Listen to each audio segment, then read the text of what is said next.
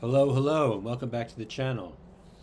I'm just thrilled to be back. And since I've reached 1,500 subscribers, I thought it best to talk about and explain some of my favorite YouTube creators that inspired me to start a YouTube channel to begin with. I'm going to quickly name off some of my favorites. Fred Mills from the B1M, Arun, Mr. Who's the Boss, Matt Armstrong, Hard Work Beats Talent, Real Life Lore, Joseph Piscenti, Grace Randolph from Beyond the Trailer, um, Tim Dodd, the Everyday Astronaut, and Neil deGrasse Tyson from StarTalk. Now, some of these people you may know, some of them you might know. I think most of you know who Neil deGrasse Tyson is, um, but I'll get into once I start showing you why these people are so inspiring. Mr. Who's the Boss. So this isn't going to be in any particular order. But the first person I want to be looking at today is Arun Manai. I hope I'm pronouncing that correctly. Arun, better known as Mr. Who's the Boss, has 21.4 million subscribers. That's a lot. Now, Mr. Beast has upwards of 400 million subscribers and growing. And Arun has always said, I've watched many of his videos, and Arun has always said once he reached more subscribers than Apple's YouTube channel has, he will have felt like he made it, and he certainly has. So let's take a quick look at his Google 10 review.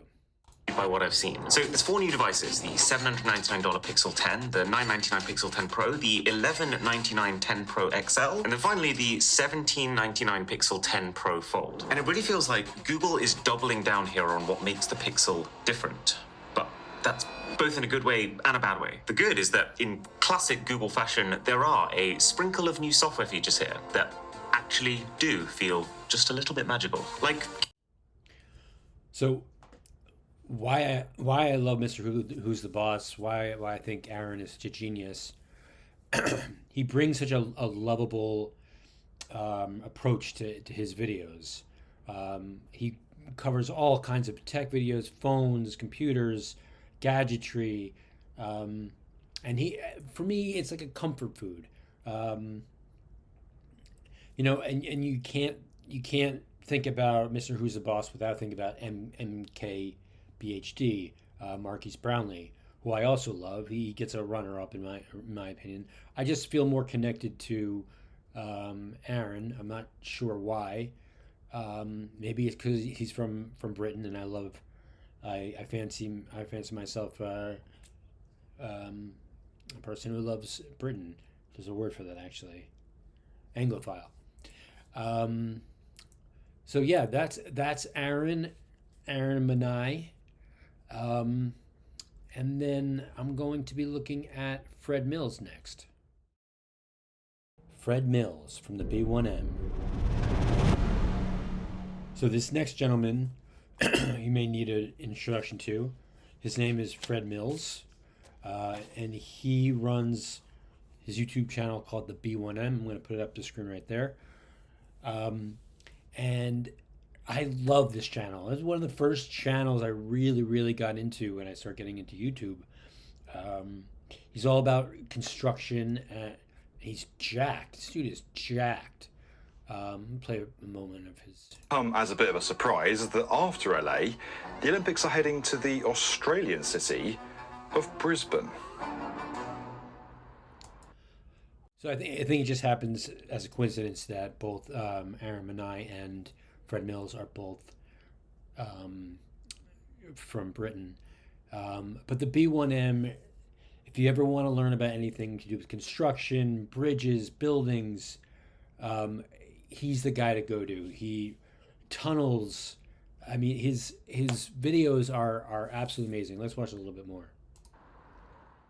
So, where on earth is Brisbane exactly? Well, it's here, north of Sydney and way north of Melbourne, in what's affectionately referred to as the Sunshine State of Queensland. Temperatures here hit up to 40 degrees Celsius when it isn't the rainy season. There are crocodiles, koalas, the Irwin did in the early 80s Olympics, the points in Global Rail Network. Additionally, new sports venues were built or renovated, such as the Sydney International Regatta Centre, the Sydney Showgrounds, and the New South Wales. So, I love this guy. He's terrific. I want to look at this one dome that they're planning for this Olympics. More from the definitive video channel for construction. Make sure you're subscribed to the B1M. Definitely subscribe to this guy if you haven't already. He's fantastic. There's a few runners up, mega projects, top luxury, but this guy with his top hat on and the construction sites, he is one of the best YouTubers on the channel, and I suggest you take a look. Real life lore with Joseph Piscenti. Okay, Joseph Piscenti, he's the owner of the channel Real Life Lore with 7.85 million subs and growing, I hope. And this guy, I mean, I kind of do this, I fly by the seat of my pants a little bit. I like to do a little bit of homework. But when I think about YouTubers that really put in research, Mr. Piscenti is at the top of the list. Let's watch a little bit of what he does. China and North Korea. And the only states out of that narrow list that are actually potentially hostile to the United States are Russia, China, and North Korea. But even if every single ICBM armed country was hostile. So this particular video is why it's called Why Every Country Combined Still Couldn't Invade the United States. Because we have a $1 trillion defense budget. And this video is phenomenal. I just watched it again with my father. It goes into depth on all the reasons why it's nearly impossible to invade the United States. To the United States. They would all still have a difficult time with getting all of their missiles through into the United States without inviting a US retaliatory strike that would destroy them all as well. Every nuclear ICBM armed power is located within the Northern Hemisphere, and all of them besides for the United I mean, the graphic work that he does, these overlays, this doesn't even scratch the surface on States are also located in the Eastern Hemisphere, which means that if any of them were to fire their missiles at the United States, the shortest distance for them to take would be by flying over the Arctic Circle and Canada first. The US, of course, has been well aware of this dynamic for decades now, which is why the country maintains an advanced early missile warning system called the Solid State Phased Array Radar System, or SSPAR. The whole network maintains systems bases at 5 geographically separate locations that roughly covers the... Now, I just want to say that while all these numbers, all these subs, all these subscriptions to these channels are impressive, my liking towards them is not based on how many subs they have. It shouldn't. I mean, they shouldn't. They're all successful in their own right, but 7.85 million subs is nothing to sneeze at. Again, I would love to watch this entire video with you, but I think you get the idea. This is his logo, this little windmill. One of my favorite videos, which I suggest you check out, is Norway's financial glitch, which is really astonishing when you really get into the video. I mean, this guy is so smart. He really is so smart. Okay. I'm going to do the Everyday Astronaut next, Mr. Tim Dodd. Tim Dodd, the Everyday Astronaut. This next gentleman Tim Dodd is fantastic. Tim Dodd has 1.88 million subs. You'll notice a pattern here. Everyone I'm going to be referencing has over 1 million subs. I'd like to get there someday. But every YouTube channel has to start somewhere. So Tim Dodd had the balls. So back in Boca Chica, where SpaceX headquarters is, when he toured their starbase, he had the balls to tell Elon Musk. You may have seen this video, but he had the gumption to tell Elon Musk that something that he was doing he could be more efficient with, and he was right. I mean, this guy who does a lot of research on rocket ships and whatever else, he was right. And to Elon Musk's credit, he took his advice, and it worked out. It worked out for the better. So I think, if memory serves me right, Tim Dodd has a place on one of the missions to definitely into space. I don't know if it's the moon, but it's definitely into space, which Elon Musk is obsessed with going to Mars, and I applaud him for that. But this video is not about Elon Musk, who I adore. Yeah, he's you say what you want about the guy. He's a very polarizing fellow, but he's different. He wants to see change, and he makes it happen. He didn't invent the Tesla; he just made it better. Anyway, so Tim Dodd. Let's watch a little bit of Tim Dodd. You get to see kind of the graveyard of I think this is called the grasshopper or the hopper. It's one of the first times that they figured out for Starship. He did a little space jump on Earth. I'm here at SpaceX's brand new launch facility in Boca Chica, Texas, to check out the holy grail of rocket engines, and that's SpaceX's upcoming Raptor engine. An engine like this has never actually been used on a rocket before. Now, this is a methane-powered, full-flow, staged combustion cycle engine. Talking about a rocket engine that's this complex. I mean, this is what I'm talking about when you talk about research and cool graphics. I have absolutely no idea what I'm looking at here. If I were to watch the video, I'd have a better idea. But this is why this guy has almost 2 million subs. Open cycle, but flow cycle. I mean, this is all literally rocket science. And I mean, what else can I say about this guy? I mean, if he has Elon Musk's ear, what more can I say? So that's Tim Dodd. And then let's see, what do I want to go to next? Grace Randolph from Beyond the Trailer. This next lady I'm going to be looking at after Tim Dodd is Grace Randolph, who shockingly only has 939,000 subscribers. Loki, have you subscribed to the channel? This is Loki. This is my cat. But I'm doing a review of my favorite YouTubers. Who's your favorite YouTuber? It's got to be me, of course.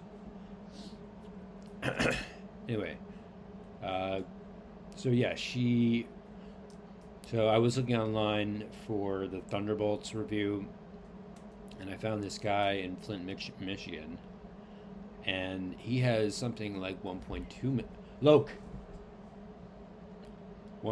million subscribers, which shouldn't seem fair. But let's get into why I think she's so amazing. So me and her, we're in the same wheelhouse. Like, we're both reviewing movies. She does, I wouldn't say she does a better job. We do different things. But she does something called box office math. Why, hello there, and welcome to this week's Movie Math. Woohoo, oh boy. Where, actually, I don't know why. I'm excited to see you. And I love talking about the box office. We don't have any money invested, even though things aren't going, well, they're not going horrible, but they're not going quite as good as we would like. So yes, hello and welcome to this week's Movie Math, where alas, this August we are not getting a Guardians of the Galaxy, a Suicide Squad, or even a Hobbs and Shaw. We're not even getting it. Those were August sensations. But we're also, speaking of horror sensations, we're not getting a Sinners or a Get Out either. Yes, despite Weapons being an incredible experience in theaters, and we told everybody who saw it opening weekend said, "Ooh, what a theatrical experience." Okay, so that's Grace Randolph. I love her to bits. She's approaching 1 million subscribers, and I hope she gets there. She definitely has my vote. StarTalk with Neil deGrasse Tyson. So this next gentleman you'll be looking at is Neil deGrasse Tyson, and if you don't know who he is, you've been living under a tree, or a rock, or a hard place. NDT has 4.91 million subscribers. This is his side hustle, I guess, because he has a PhD in astrophysics. He's a PhD in astrophysics. And this guy's amazing. He's phenomenal. I wake up to this guy every morning. Because I hate mornings, and he snaps me out of my slumber. This is StarTalk. Neil deGrasse Tyson, your personal astrophysicist. This is going to be a Cosmic Queries grab bag. And whenever you hear that, you know who's sitting next to me. Chuck Nice. Hey, that's right. What's up, Neil? All right. Grab bag, baby. Grab bag, baby. That's Now, these guys, they look like they have so much fun together. And you see Neil deGrasse Tyson's very well known for his shirts with planets on them. And Chuck Nice is just along for the ride. But he's awesome too. Let's go. That's right. Used to be, I liked it when we were Galactic Gumbo. Okay. You know? I don't know why we, because, that's what I'm doing there, though. I never know what the hell you're saying. That's what it should be. Yeah, I love it. Plus, Anyway. Gumbo kind of left menus. You don't see it much You anymore. don't see Gumbo a lot. I'm going to New Orleans next week, and Well, give me a full report. yeah, Because the first time I had it, it's like, why are there 100 things in my... All right. Dr. Tyson and unnamed co-host, hopefully Lord Nice. All right. All right. Jordan from Boston here. I understand an object's mass to be the sum of its invariant mass, Yes. rest energy, Yes. and its momentum. Yes. A photon, because it has no mass, must then be pure movement, momentum, Sure. or energy. Okay. Here's my question. Oh, okay, good. You have one. He says, thought he was just showing off. Yeah, that's a little bit of that too, but Yeah, that's yeah, fine. but Nothing wrong with showing off if you got it. he says, If you got it, flaunt it. yeah. He says, are the gluon and the graviton then pure something else energy? Well, so the graviton is the Okay, so I'll leave it to you if you're interested to find out what the answer to that question is. But what else can you say about Neil deGrasse Tyson? He was on my COG review, my Honda COG review. I love this guy, and Chuck Nice. He pairs well with him. They're both funny, and he pairs well with. They have all sorts of guests on. A lot of them with more PhDs than Neil deGrasse Tyson has. But that's NDT. The Corridor Crew. This next motley crew, they're called the Corridor Crew. And you're looking at Nico. And these guys break down VFX, practical effects, the good and the bad. Here they say the bad and the great, and this is their episode 187, which happens to be when you kill somebody. Let's play a little bit about them. Did I mention they have 6.89 million subscribers? If I did, I said it again. Looking at dinosaurs from Jurassic World Rebirth, the newest Jurassic World film, and then comparing them with all the dinosaur effects in the old Jurassic films to see how they've changed and how they approach the scenes differently and what they can do now. And of course, our boy Gareth Edwards has directed the most recent release. He's a master of monsters and gargantuan creatures, so I'm excited to see how his style compares to that of people like Joe Johnston and Steven Spielberg and all the other greats. The movie is out now on digital release, so you can go watch it from the comfort of your own home. I did not know that Jurassic World was out already on digital release. I'm definitely going to check that out. The first stuff I really want to take a look at is when they're out on the boat.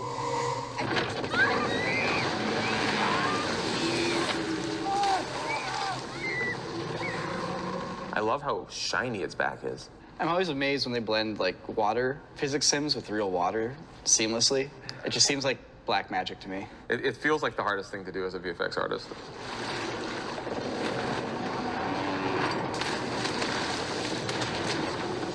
Well, like, obviously you don't go out to the ocean to do this for real, because that's kind of dangerous. But they did. What? Oh, dang it. So, when the boat is just under normal operation, they actually did go... So I just want to say also about the Cordo crew, they don't just review movies, bad and great. They've also done a bunch of movies, and they work with pyrotechnics, they work with real stuntmen. These guys are the real deal. If you watch their channel, you see they have a lot of fun. Right now you're looking at Sam, Ren, and Nico, but there's a whole cast of characters behind the scenes.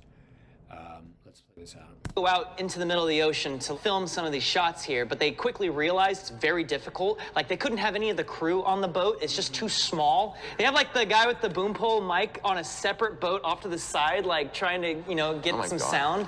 But for all these shots where the boat is literally starting to capsize, it's on its side, they need to actually take the boat into a gimbal in a wave pool. So there's a special pool in Malta where they actually filmed all this stuff. It's a giant 6-axis gimbal, 12-axis gimbal. It's a huge gimbal. At this place in Malta, I looked it up, it's actually super, super sick. It's like dozens of feet of water in this huge tank. They've got the boat up on there, and they're able to capsize it. And some people find Ren annoying. I love him. I love the whole cast, the crew, everyone that works there. They're phenomenal at what they do. Like I said, they break down VFX, practical and visual effects as well. So that's the Corridor crew. Matt Armstrong, hard work beats talent. Hard work beats talent. This guy, Matt Armstrong, is my number one. When I started watching his channel back in my old apartment, I was astounded by this guy. So he takes crash damaged cars, as you can see right now, and he rebuilds them.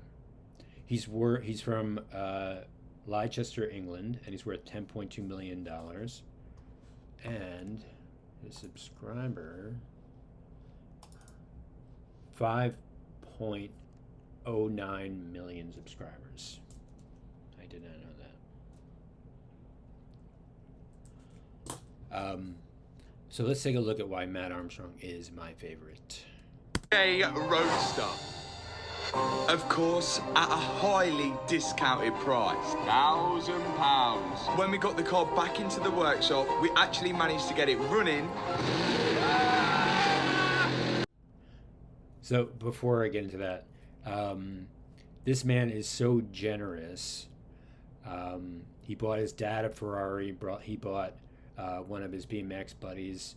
I think it started off with an Audi and then got him a Ferrari also, or a Lamborghini.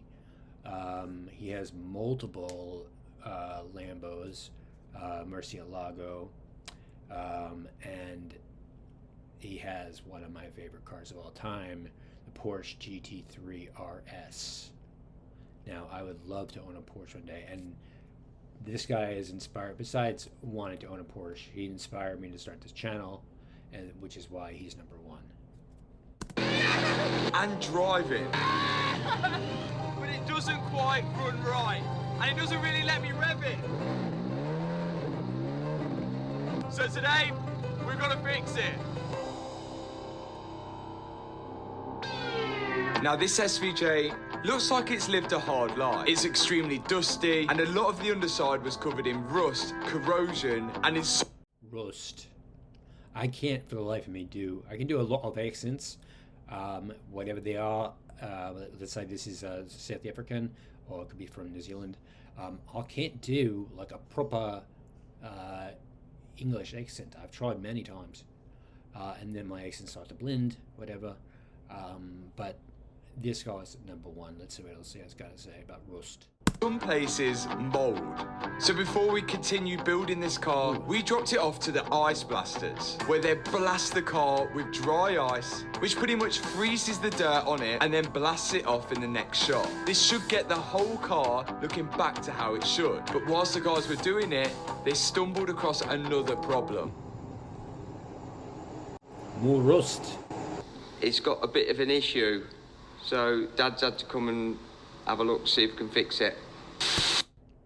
And that's his dad, whom he bought a Ferrari.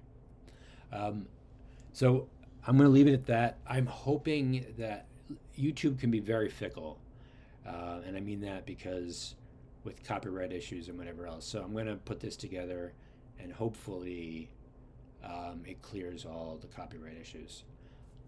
That being said, wow, look at that. That's mad. It's like new. How do I usually do it? Like if you subscribe if you like, leave a comment if you think I've said anything worth commenting on, and peace. I'll see you in the next